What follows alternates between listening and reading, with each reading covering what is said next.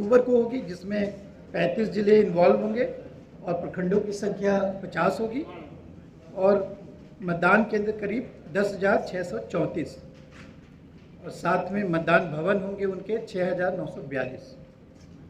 फिर fourth phase की जो चुनाव होगी वो 20/10 को होगी और उसमें 36 जिले इन्वॉल्व होंगे, प्रखंडों की संख्या 53 होंगे, 11,318 होंगे मतदान केंद्र और मतदान भवनों की संख्या 7,729। पंचम चरण के चुनाव 24/10 को होंगे और इसमें जिले 38 डिस्ट्रिक्ट्स इन्वॉल्व होंगे, प्रखंडों की संख्या 58 होगी, मतदान केंद्रों की संख्या 12,056 और भवनों की संख्या 7,810। 6th फेज के जो चुनाव होंगे 3 नवंबर को होंगे। इसी तरह से डिटेल हमने दिया हुआ है। तो इसी तरह से एकादश सप्तम चरण 15/11 को है, अष्टम चरण 24/11 को है, नवम चरण 29/11 को है, 10वां चरण 8/12 को है और जो 11th जो लास्ट फेज है वो 12 दिसंबर को है। और जैसा मैंने बताया कि जिलों की संख्या, प्रखंडों की संख्या आपको हम लोगों ने डिटेल में दी हुई है और तो कुल मतदान केंद्रों की संख्या 1,13,891 हुए और भवनों की संख्या 73,736 में। आप पूरे प्रखंड अगर उस तरह से देखेंगे तो कुछ प्रखंड ऐसे हैं जिसमें कि एक प्रखंड को उनके भौगोलिक दृष्टिकोण से वहाँ के लोकल इश्यूज के कारण उनको एक ब्लॉक को 2 फेजेज में किया गया है। जैसे तरियानी, सीवर जिले के तरियानी प्रखंड हैं, लखीसराय जिले के सूर्यगढ़ा प्रखंड हैं, शेखपुरा जिले के शेखपुरा प्रखंड हैं, खगड़िया जिले के परबत्ता, गोगरी, खगड़िया, अलौली। तो इस तरह के जो 7 प्रखंड हैं ये 2 चरण में चुनाव कर रहे हैं, बाकी सभी प्रखंडों में 1 चरण में चुनाव किया जा रहा है। और तो इस तरीके से इसकी डिटेल कार्यक्रम हमने आपको दिया हुआ है। जहाँ तक जो चुनाव जो कराए जाएंगे तो आप सबों को पता है कि प्रखंड हमारे 534 हैं, उसमें से अभी रिसेंटली बेतिया के जितने पंचायत हैं वो अर्बन डेवलपमेंट में चले गए हैं। ग्राम पंचायत 8,072 ये हैं और जो पॉपुलेशन है 9.28 करोड़ हमारी जो रूरल पॉपुलेशन है उसमें से 6.38 करोड़ हमारे वोटर्स हैं, इलेक्टर्स हैं।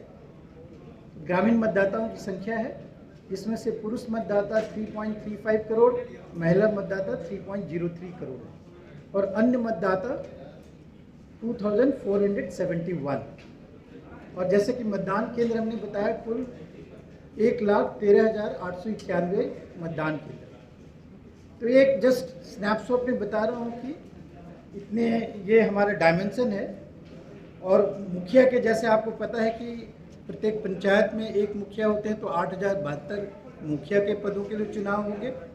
ग्राम पंचायत सदस्य 1,13,307 ग्राम पंचायत सदस्यों के लिए सदस्य होंगे। पंचायत समिति सदस्य 11,104, जिला परिषद सदस्य 1,160, ग्राम कचहरी सरपंच 8,072 और ग्राम कचहरी पंच 1,13,307।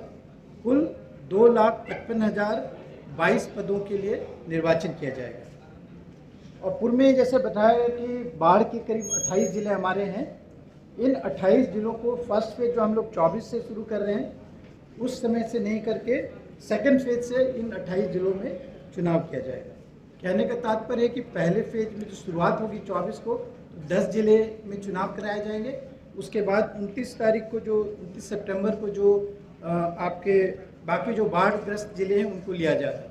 ऐसे आशंका ये है कि हम लोगों की जो ओवरऑल देखें तो 15 सितंबर के बाद बाढ़ का समस्या लगभग समाप्त हो जाता है। इसीलिए उसके बाद ही हम लोगों ने चुनाव कराने का निर्णय लिया, जिससे कि मतदाताओं को कहीं भी कम्युनिकेशन ब्लॉक ना हो, कहीं भी किसी तरह की समस्या ना हो।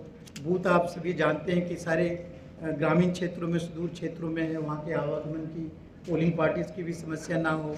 ठहरने की समस्या न हो इत्यादि सारे चीज़ों को जो लॉजिस्टिक इतनी बड़ी की जाती है चुनाव के दौरान, जिससे आप लोग सभी अवगत हैं, उन सारे समस्याओं को देखते हुए जैसे ही मानसून समाप्त होता है, जो कि हम लोग आंकड़े से देखते हैं कि 15 सितंबर के बाद ये सारा समाप्त होने के करीब रहता है, इसलिए हम लोगों ने उसी के आधार पे चुनाव करा रहे हैं। और फर्स्ट फेज बाकी भी जितने ज़िले 38 ज़िले भी कर रहे हैं, तो उनके ऐसा नहीं है कि कुछ ज़िले में हो सकता है कि सारे पूरा ज़िला ही बाढ़ग्रस्त हो, लेकिन अधिकतर जो बाढ़ वाले ज़िले हैं उसमें ऐसा है कि उनके कुछ प्रखंड जो हैं वो फ्लड से अफेक्टेड रहते हैं।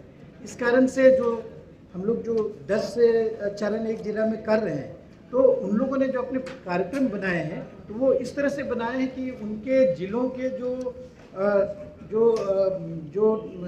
बाढ़ग्रस्त इलाके नहीं हैं उनको प्राथमिकता से पहले चरण में लिया गया है। कहने का मतलब है कि अगर एक ज़िले में 10 चरण में चुनाव हो रहे हैं तो पहले, दूसरे, तीसरे, चौथे, 5वें चरण तक ये सारे वैसे प्रखंड हैं जहाँ पे कि जहाँ पे कि बाढ़ की आशंका बिल्कुल नहीं है।